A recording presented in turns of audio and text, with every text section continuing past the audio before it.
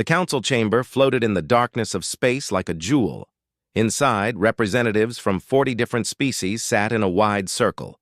The air smelled of flowers and sweet incense.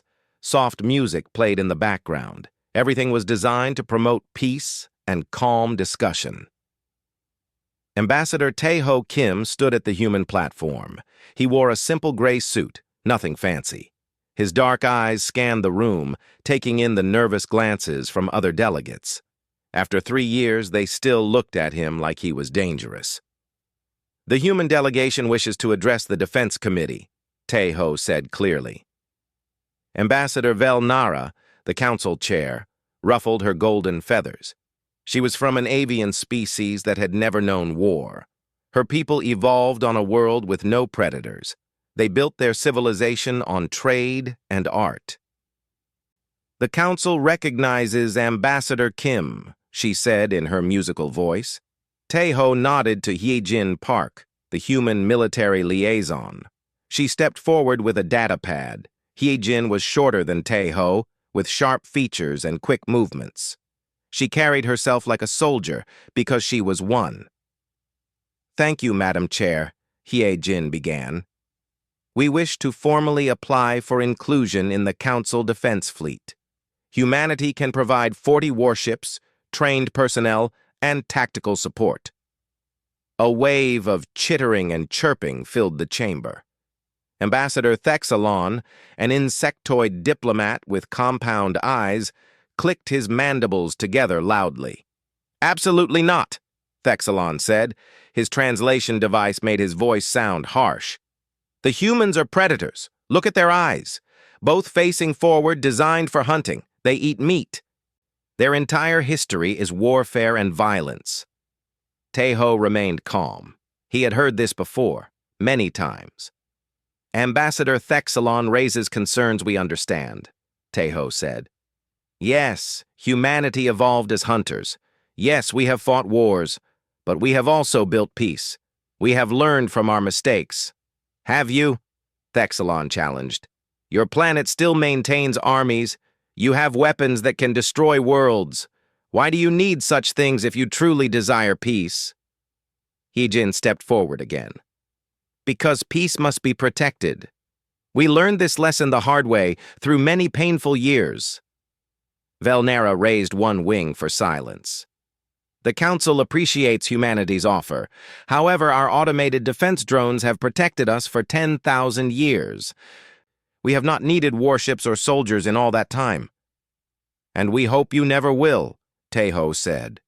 "But if that day comes, we will be ready to help." "That is exactly what concerns us," said another delegate, a being made of crystalline structures. "You are always ready for war. It is not natural. Species should evolve beyond violence." Tae-ho took a slow breath. How could he make them understand? These species had grown up in gardens. They had never faced wolves. "May I tell you a story from Earth?" Tae-ho asked. Velnara nodded permission. "Long ago, my ancestors lived in a land of mountains and harsh winters. One village decided they would be peaceful. They gave up their weapons. They focused only on farming and art. Then one winter, bandits came from the north. The peaceful village had no way to defend themselves. Everyone died. The chamber was silent. The next village overheard what happened," Tae-ho continued. "They also wanted peace, but they kept their warriors trained. They maintained their walls. When bandits came to them, they were ready. They defended their home. The bandits left and never returned. That village lived in peace for 300 years, not because they were weak, but because they were strong enough that no one dared attack them." "A touching story," Thexalon said. "But this is not ancient Earth. This is civilized space. We have evolved beyond such barbarism." "I hope you are right," Tae-ho said quietly. The vote was called. Humanity's application to join the defense fleet was rejected. 38 votes against, only 2 in favor. The humans and the Lyrixians, an aquatic species that had once suffered from raiders, were the only supporters. After the session ended, Hyejin walked with Tai-ho through the station's gardens. Real plants from dozens of worlds grew here, creating a rainbow of colors.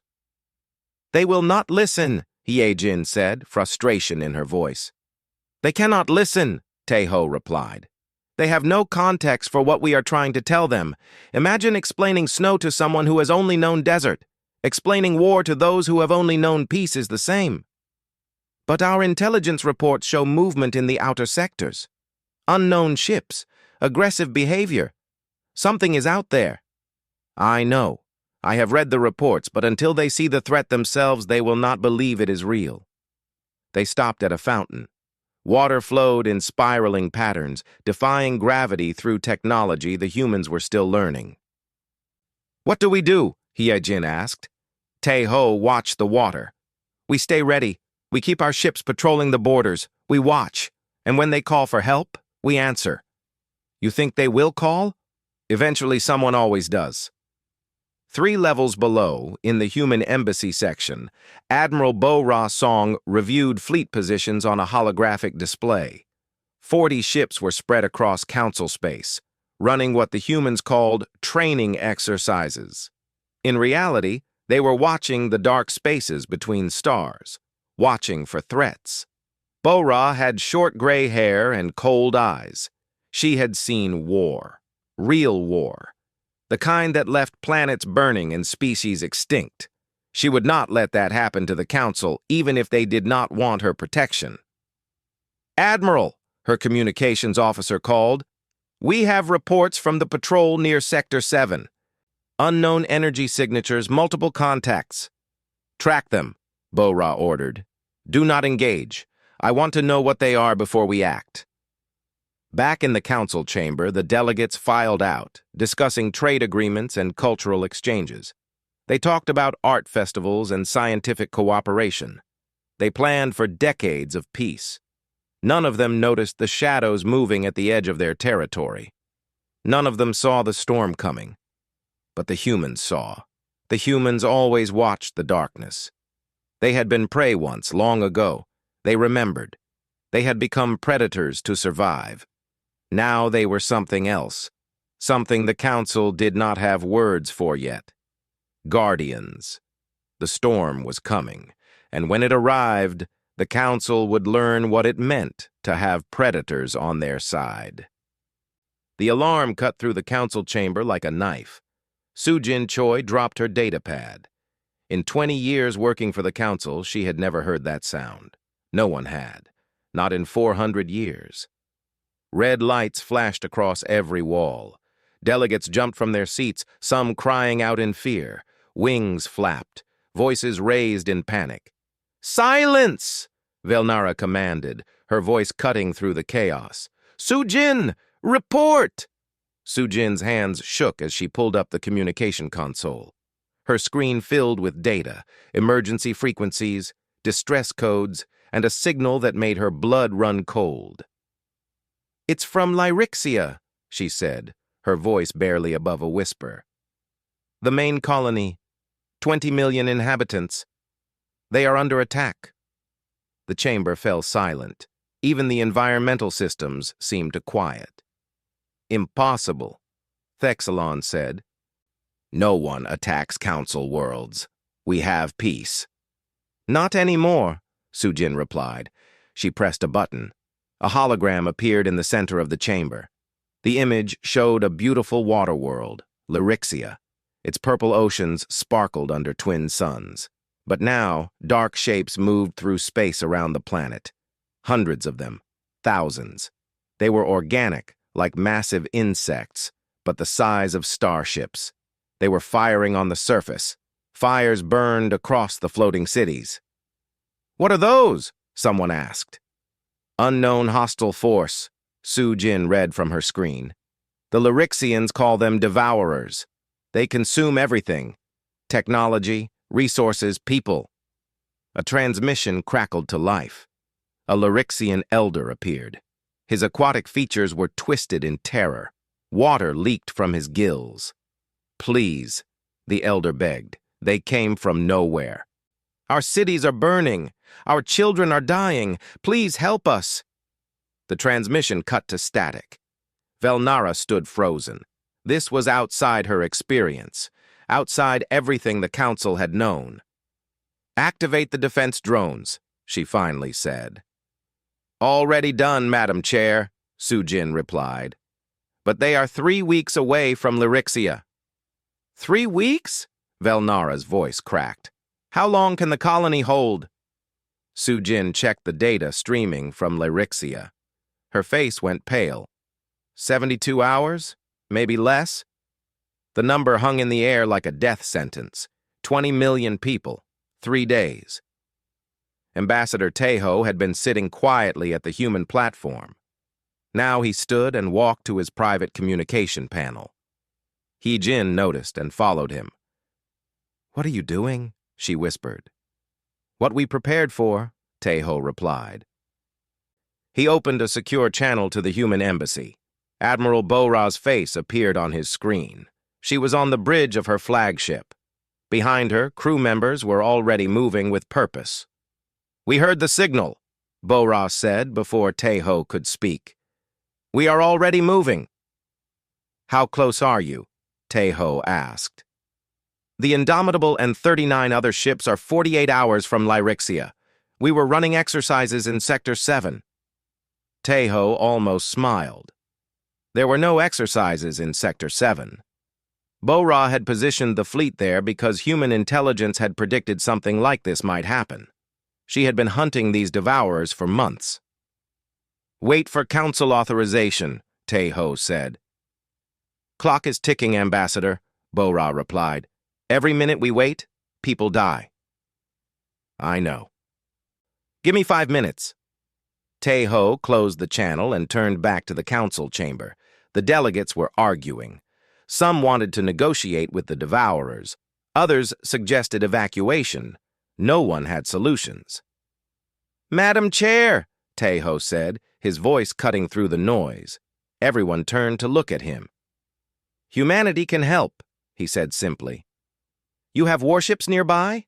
Velnara asked, hope and suspicion mixing in her voice. 40 vessels. 48 hours from Lyrixia." The chamber exploded in questions. How did humans have ships there? Why were they in that sector? Were they spying on the Council? Thexalon's mandibles clicked rapidly. "I knew it! The Predators were watching us all along. We were watching the darkness beyond your borders," Hyojin said sharply. "We were watching for exactly this." "You knew this would happen?" Velnara demanded. "We knew something was out there," Tejo admitted.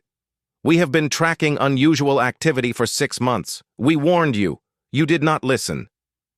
And now you want us to unleash your warships in Council space?" Thexalon said. "How do we know you are not working with these devourers?" Tejo's expression hardened. 20 million people are dying. We can argue about trust later. Right now, choose. Let us help, or let them die. Velnara looked at the hologram still showing Lyrixia under siege. She thought of the children, the families, the artists and philosophers who had never hurt anyone. "If we authorize this," she said slowly, "your ships will follow Council rules of engagement?" "Our ships will do whatever is necessary to save those people," Tejo said. "We will not let them die while we debate proper procedures." "That is not an answer." "It is the only answer I have time to give." Velnara closed her eyes. She had ruled for 60 years. Every decision had been about trade, culture, peace. Now she faced war, real war, and she had to trust the species everyone feared most. "Authorize human military intervention," she said. "May the stars forgive me if this is wrong." Tejo nodded and opened the channel to Bora. "You are cleared for deployment. Save them." "Already moving," Bora replied. "We will be there in 46 hours. "How?" Sujin asked. "You said 48 hours." Bora allowed herself a small smile. "We were moving before we got permission. We are predators, remember. We do not wait for prey to ask before we hunt." The channel closed. Across Council space, 40 human warships changed course. They moved with purpose and speed that surprised every Council sensor operator watching. In the Council chamber, Thexalon approached Te-Ho. "You had them moving before the Council voted," the insectoid said. "Yes." "You violated our sovereignty. You assumed authority you did not have." "Yes." "Why?" Te-Ho looked at the hologram of burning Lyrixia. "Because 20 million people do not have time for bureaucracy. Because someone had to act. Because we can." "And if the Council had said no? We would have gone anyway and accepted whatever punishment came after." "Some things are more important than politics." Thexlon stared at him with compound eyes that saw more colors than human eyes could detect. "You really are predators." "Yes," Te-Ho agreed. "But we choose our prey carefully. Today we hunt those who hurt the innocent." On the bridge of the Indomitable, Captain Dong-Hyun Lee studied the tactical display. The Devourer swarm was massive, more than his intelligence had predicted. This would not be easy, but easy was not the mission. Saving people was the mission. "All hands, prepare for combat," he announced. "We are going to show these Devourers what happens when they threaten our friends." Behind him, his crew moved with practiced efficiency. They were ready. They had always been ready. The predators were coming, and they were very, very angry. The human fleet dropped out of faster-than-light travel at the edge of the Lyrixian system. Space rippled as 40 massive warships appeared from nothing. On the bridge of the Indomitable, Captain Dong-Hyun Lee stood with his hands behind his back. He looked calm. He always looked calm before battle. It was something his crew found both comforting and terrifying. "Distance to primary combat zone?" he asked. 4 million kilometers, replied Commander Jae-Sung Kwon from the tactical station. "Devourer swarm detected. Count is stars above. Sir, there are thousands of them." "Show me." The main screen filled with data. The Devourers swarmed around Lyrixia like insects around meat. Their ships were organic, covered in dark chitin and glowing with sickly green light. They moved in chaotic patterns that made no sense to human tactical thinking. "Council observer on deck," someone announced. Ambassador Thexalon entered the bridge. The Council had insisted on sending observers with the human fleet. Thexalon had volunteered, wanting to see what humans really were when they went to war. He looked around the bridge with his compound eyes. Everything was efficient. No decoration, no comfort. Just screens, controls, and weapons systems. This was not a ship designed for exploration or trade. This was designed for one purpose only: killing. "Ambassador," Dong-Hyun acknowledged him with a nod. "You may observe from the station behind tactical. Do not touch anything." "I understand," Thexalon replied. His translation device could not hide the nervousness in his voice. Dong-Hyun turned to his communications officer. "Open fleet channel." "Channel open, Captain. All ships, this is Indomitable. Execute battle plan Theta 7. Lieutenant Narai, your fighters are cleared for launch. Lieutenant Youngsu, prepare your Marines for ground assault. We have one goal: save as many Lyrixians as possible. All other considerations are secondary. Show these things what happens when they hunt in our territory." Across the fleet, hatches opened. Hundreds of small fighters poured out like angry wasps. Each was barely larger than a ground vehicle, but they moved with incredible speed and precision. Thexalon watched in fascination as the fighters formed into groups of 12. They moved together like schools of fish, perfectly coordinated. "How do they communicate so quickly?" he asked. "Neural link technology," Jae-Sung replied without looking up. "Each pilot's thoughts are shared with their squadron in real time. They think as one." "That sounds invasive." "It is, but it works." The main fleet began advancing toward the Devourer swarm.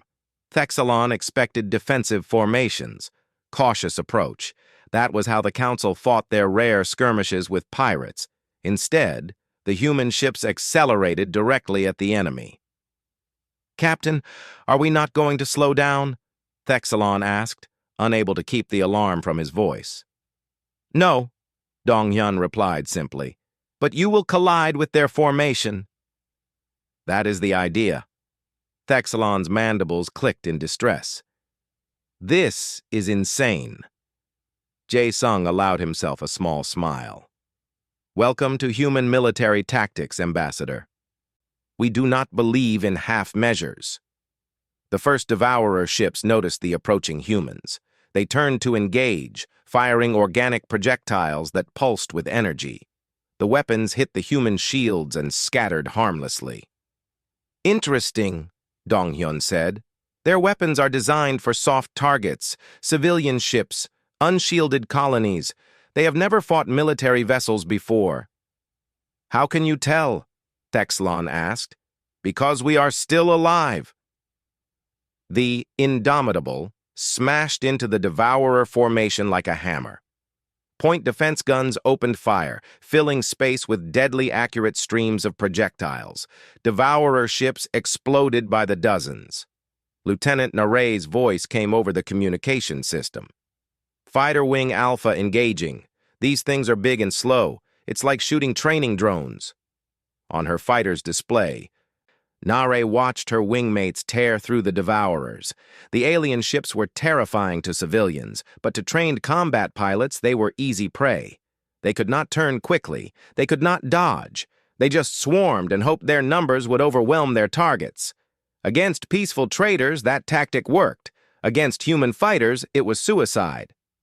"Second wave launching," her tactical officer reported. "Another 600 fighters deploying." Thexalon could not believe what he was seeing. 1,200 small fighters were now engaging thousands of Devourer ships, and the fighters were winning. The Devourers were dying by the hundreds. "You planned this," he said to Dong-hyun. "You have been planning this specific battle." "We have been tracking the Devourers for 6 months," Dong-hyun admitted. "We studied their tactics, their weapons, their weaknesses. We have drilled for this exact scenario 43 times. You knew they would attack Lyrixia?" "We knew they would attack somewhere in Council space. We hoped we would be ready when it happened." "Hoped?" "We are always ready, Ambassador. That is what you do not understand about humans. We prepare for the worst every single day. Most days, nothing happens. But on the days when something does happen, we are there." A Devourer command ship, larger than the others, broke through the fighter screen. It was heading directly for the Indomitable. "Railgun batteries lock target," Jae-sung ordered. "Fire on my mark." The ship shuddered as massive magnetic accelerators launched metal slugs at a fraction of the speed of light. The Devourer command ship's organic armor meant nothing. The railgun rounds punched through it like paper. The ship broke apart in a brilliant explosion. 3 more command ships detected, sensors reported. "Adjusting fire." Dong-hyun studied the tactical display. The Devourers were starting to recognize the threat. They were pulling back from Lyrixia, trying to engage the human fleet. That was good. Every second they fought humans was a second they were not killing Lyrixians. "Misun, begin electronic warfare protocols," he ordered. At her station, Misun Ro's fingers danced across her controls. She was the ship's tactical AI coordinator. Her job was to make the enemy blind and confused. "Jamming their communications now," she reported. "These things use some kind of organic neural network. Similar to our fighter links, actually. I am introducing feedback loops into their system." On the main screen, the Devourer swarm began to move erratically.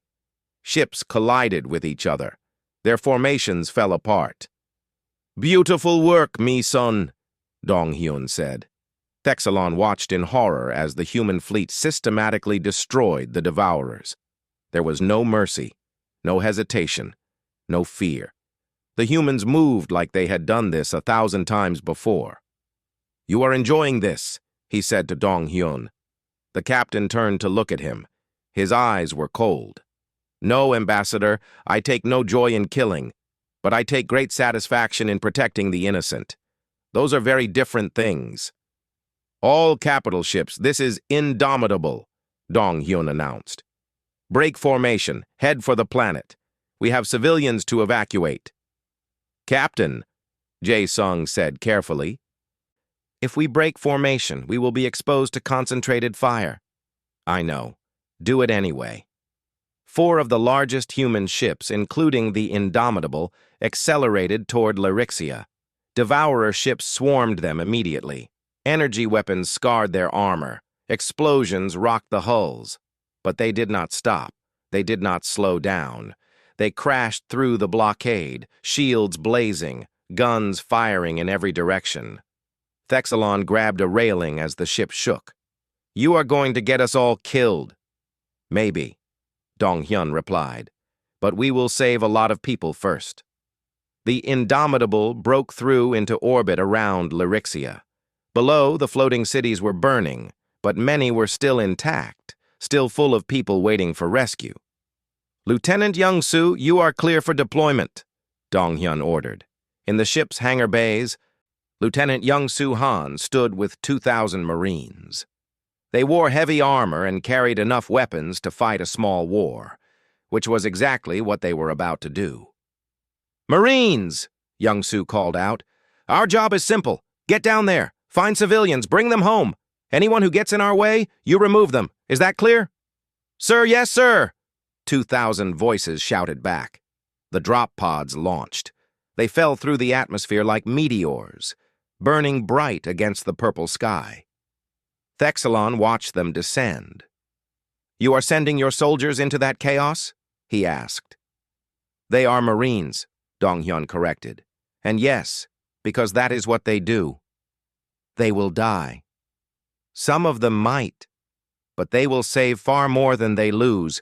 That is the trade they accept. Thexalon thought about that. These humans were predators. But they were predators who threw themselves into danger to protect others. What kind of predator did that? The answer came to him slowly with growing understanding. The kind that protects the pack. The drop pods hit the water with massive splashes. Lieutenant Young-soo Han's pod broke the surface of Lyrixia's purple ocean and began to sink. Through his helmet display, he saw his Marines deploying around him in perfect formation.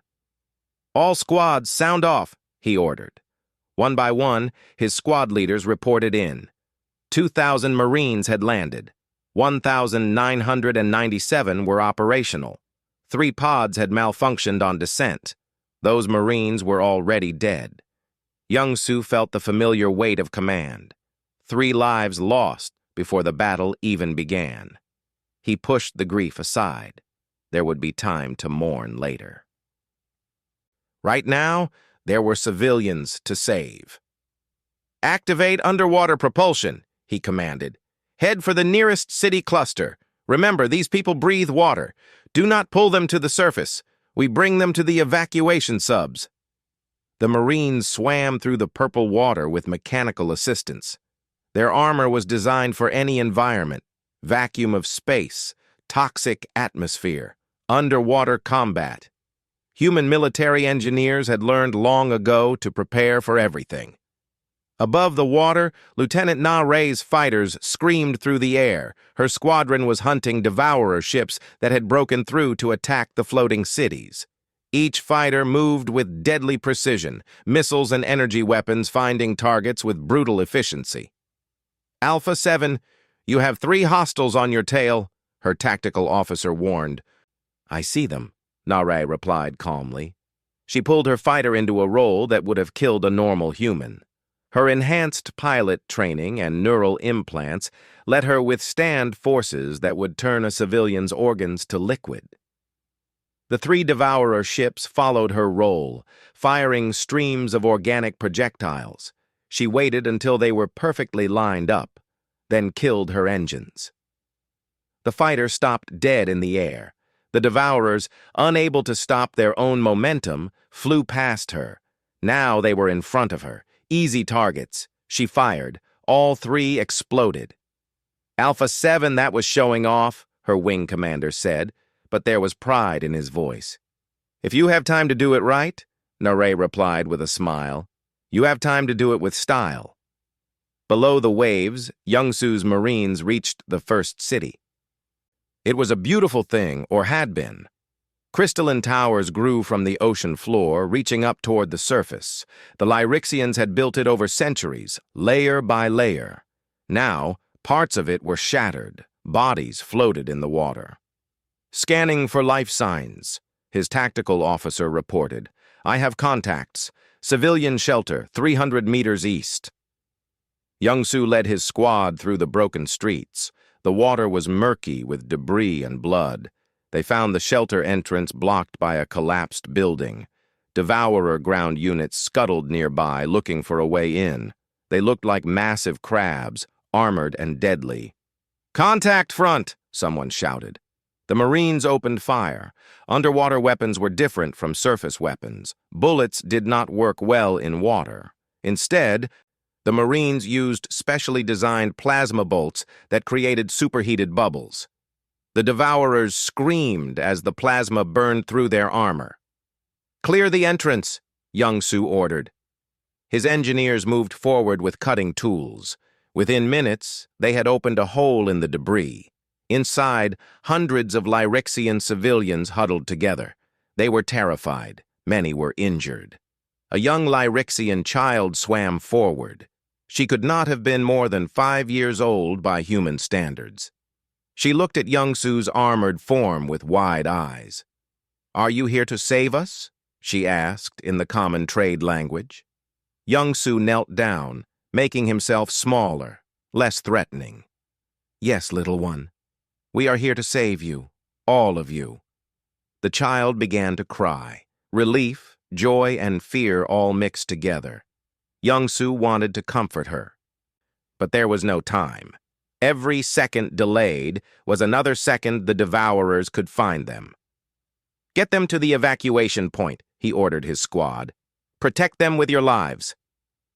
Above the planet, Captain Dong Hyun watched the tactical display. The battle was turning in humanity's favor, but slowly. Too slowly. The Devourers kept coming. For every 10 they destroyed, 5 more appeared. "Captain," Jae-sung called out. "Sensors detect a Devourer hive ship entering the system. It is massive, larger than any ship we have encountered before." Dong Hyun studied the new contact. The hive ship was the size of a small moon. It was covered in weapons and carried what looked like thousands more Devourer fighters. "That is their command ship," he said. "Take it out, and the rest will scatter." "Sir, we cannot get close enough. Our fighters cannot penetrate its defenses, and our capital ships are engaged with the swarm." Dong Hyun looked at the display showing Lyrixian evacuation ships. They were filling with refugees. Thousands saved, but hundreds of thousands still on the planet. If that hive ship reached them, it would be a massacre. He made his decision. "All ships except Indomitable. Continue current operations. Mi-sun, plot an intercept course for that hive ship. Full speed." "Sir?" Jae-sung looked at him in shock. "That is suicide. One ship against that monster?" "Probably," Dong Hyun agreed.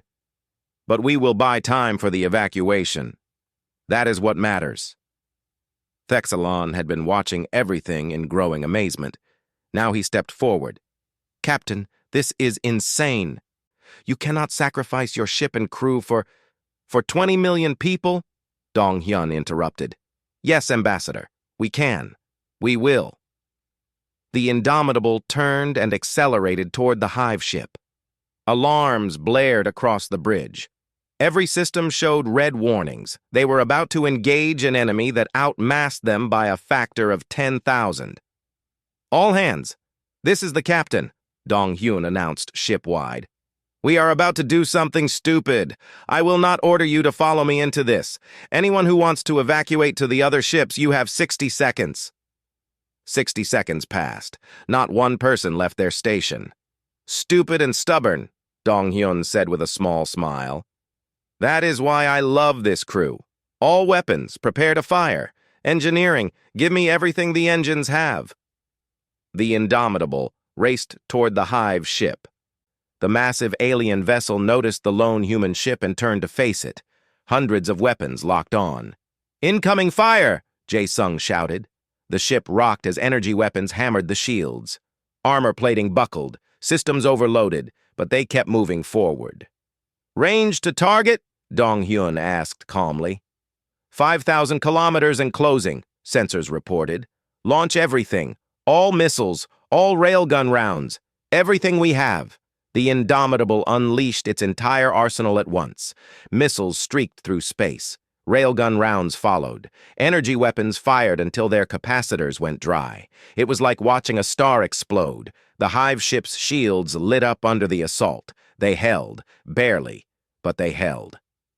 "It is not enough," Jae-sung said, his voice tight. Dong-hyun looked at the display. The Hive ship was damaged but still operational, still deadly, still heading for Lyrixia. He made his final decision. "Helm, ramming speed, put us right down their throat." Thexalon grabbed Dong-hyun's arm. "You will kill everyone on this ship." "And save everyone on that planet," Dong-hyun replied, gently removing the ambassador's hand. "It is a trade I am willing to make." The Indomitable accelerated to maximum speed. The crew held onto their stations. Some prayed to gods they had not thought about in years. Others simply focused on their duties until the end. Just before impact, Dong-hyun opened a channel to Admiral Bo-ra. "Admiral, this is Indomitable. We are going to hit them hard. Make sure the evacuation completes. Make sure we did not die for nothing." "Understood, Captain," Bo-ra replied, her voice thick with emotion. "It has been an honor. The honor was mine." The ship struck the Hive ship at a significant fraction of light speed. The impact was visible from the surface of Lyrixia. A new sun bloomed in space, bright enough to cast shadows on the purple ocean below. When the light faded, the Hive ship was gone, destroyed completely. The Indomitable was a shattered wreck tumbling through space, but its emergency beacons were still transmitting. Rescue ships raced toward it. Inside, Captain Dong-hyun Lee pulled himself from his damaged chair. His bridge was a mess. Fires burned, bodies lay still. But his communications were still working. "Indomitable." "To fleet," he said through blood-filled lungs. "Hive ship destroyed. Continue evacuation operations." He collapsed back into his chair, a smile on his face. They had done it. They had saved them. Below, Young-soo led the last group of civilians to the evacuation subs. The child he had met earlier held his armored hand as they swam. She was safe. They were all safe. In space, Nare's fighters hunted down the last of the Devourers. Without the Hive ship to coordinate them, the aliens scattered and fled. The ones that remained were easy targets. 14 hours after the battle began, it was over. The Battle of Lyrixia was won. The council chamber was silent as the recording played. Every delegate watched the battle footage from Lyrixia. They saw the human fleet arrive, they saw the fighters launch, they saw the Indomitable ram the Hive ship. When the recording ended, no one spoke for a long time. Ambassador Velnara finally stood. Her golden feathers were ruffled, a sign of deep emotion in her species. "The final count," she said, her voice shaking. 19,700,000 Lyrixians saved. 230,000 lost before the humans arrived. Human casualties, 847 dead, 2,300 wounded. The numbers hung in the air. Less than 1,000 humans had died to save nearly 20 million aliens. Aliens they barely knew. Aliens from a council that had rejected them. Soo-jin Choi stepped forward, carrying more data. "We have received a transmission from the Lyrixian Elder Council," They wish to address us." A hologram appeared. Elder Toresh looked tired but alive. Behind him, Lyrixian children played in temporary shelters. They were laughing, playing, living. "Council members," Toresh began, "my people owe our existence to humanity. They came when we called. They fought when we could not. They bled for us. Many of them died for us. We will never forget this. Our children will sing songs of the humans who came from the stars to save us." The hologram flickered and showed footage from the surface. Young-Su and his Marines escorting civilians to safety. Nare's fighters protecting evacuation ships. The Indomitable's final charge. "They did not just save us," Toresh continued. "They avenged us. They destroyed the Devourers so completely that they will never threaten anyone again. The humans did not do this for reward. They did not ask for payment. They did it because it was right. We are honored to call them friends." The transmission ended. The council chamber remained silent. Ambassador Thexalon stood slowly. His compound eyes reflected the light in strange patterns. When he spoke, his voice was different, softer, respectful. "I was wrong," he said simply. "I feared humanity because they are predators. I saw their weapons and their soldiers and their warships, and I believed they would bring violence to our peaceful council." He paused, his mandibles clicking softly. "But I did not understand what a predator truly is. Yes, they hunt. Yes, they kill, but they also protect. A wolf is dangerous to sheep, but a wolf is also death to other wolves who threaten the pack. Humanity is a wolf, and we—" He gestured around the chamber. "We became their pack." Velnara nodded. "Well said, Ambassador Thexlon. I too must apologize." She turned to where Tai-Ho and Hai-Jin sat at the human platform. "Ambassador Kim, we rejected your offer to help defend us. We dismissed your warnings. We called your preparedness paranoia. We were fools." "You were peaceful," Tai-Ho replied gently. "You had no context for what we knew. A child who has never been burned cannot understand why adults fear fire." "Perhaps," Velnara said, "but we are children no longer. We have been burned. We have seen the fire. And we have seen that our gardens need guardians." The main doors of the chamber opened. Admiral Bora Song entered, wearing her dress uniform. It was marked with battle damage that she had not bothered to clean. Scorch marks from energy weapons. Dried blood that might have been hers or someone else's. She walked to the center of the chamber and stood at attention. Behind her, Captain Dong-Hyun Lee followed. He walked with difficulty, supported by a cane. His injuries from the Indomitable's final attack had nearly killed him. But he had survived, barely. "Council Chair," Bora said formally, "I am Admiral Bora Song, Commander of Human Council Defense Operations. I am here to present humanity's official report on the Battle of Lyrixia." "We have seen the recordings, Admiral," Velnara said. "We know what happened. We know what you did. The Council wishes to express its deepest gratitude." "Gratitude is not necessary," Bora replied. "We did our duty. Nothing more." "You call suicide charges and sacrificing your ship's duty?" Thexalon asked. "Yes. When lives depend on it, yes." Another human entered the chamber. Kitai Yoon was humanity's xenobiologist and cultural liaison. He carried several data tablets and had the excited energy of someone about to give an important presentation. "Council members," Kaite began, "with Admiral Song's permission, I would like to explain something about human military philosophy. It might help you understand why we do what we do." Velnara gestured for him to continue.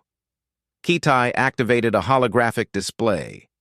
It showed images from Earth's history, ancient warriors, medieval knights, modern soldiers, and then images of firefighters running into burning buildings, doctors working in disaster zones, parents protecting children.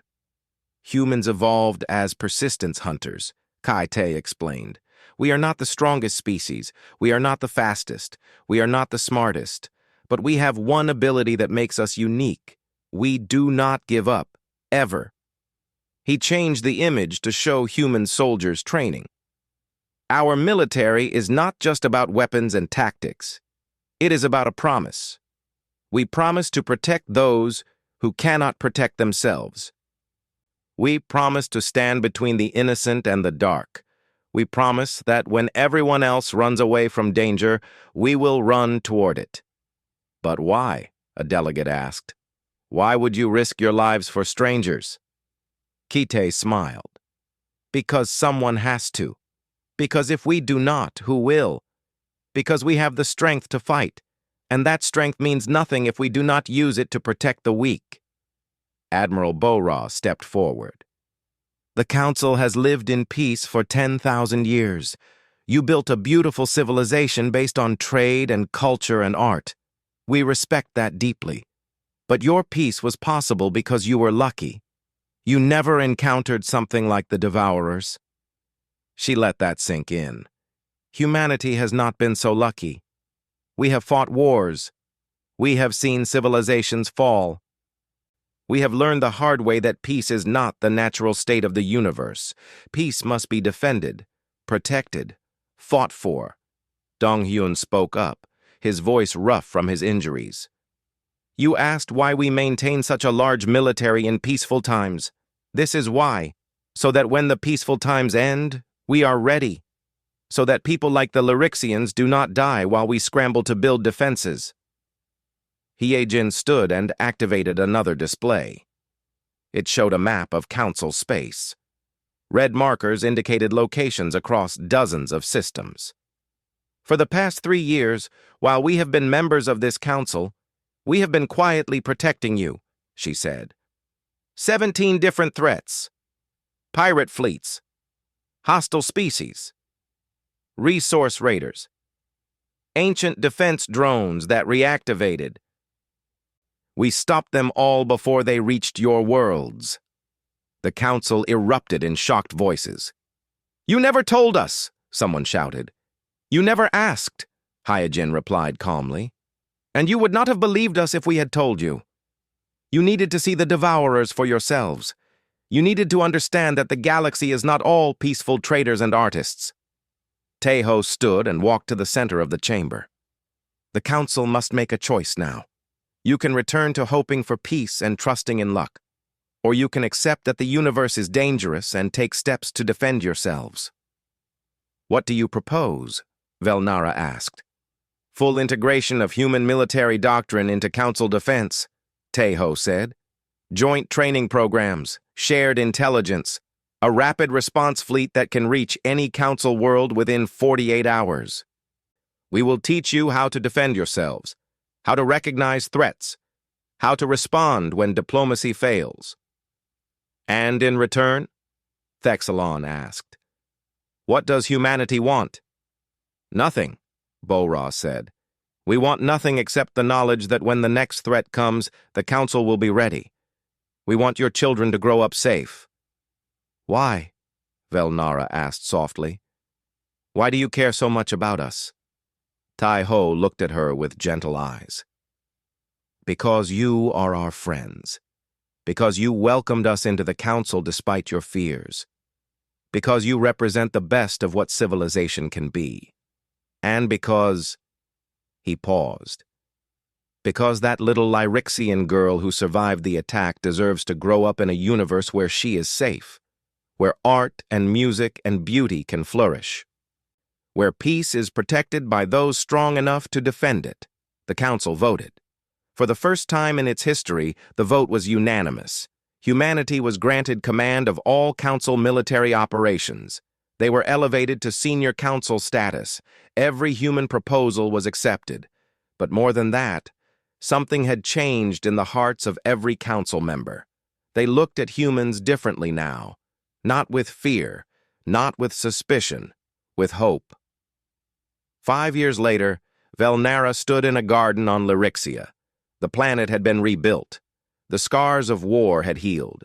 Children played in the water, laughing and safe. A monument stood at the center of the garden.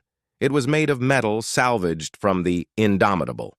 On it, written in 100 languages, were the names of the 847 humans who died defending this world. Below the names, an inscription: "When the strong prey upon the weak, the wise remember, humanity answered the call." Admiral Bo-Ra's song stood beside Velnara. She was older now, gray hair turned white, but her eyes were still sharp. "Do you ever regret it?" Velnara asked. "The cost? The sacrifice?" Bo-Ra was quiet for a moment, watching the children play. "Every day I think about the people we lost. Every day I wish they were still here. But regret? No. They died doing what they chose to do, protecting the innocent. There is no nobler death." In orbit above them, the Joint Defense Fleet conducted exercises. Human ships flew alongside vessels from 40 different species. The Council had learned to defend itself. But they had also learned something more important. They had learned that predators are not always the enemy. Sometimes predators are the only thing standing between civilization and the dark, and humanity would always stand guard. Always.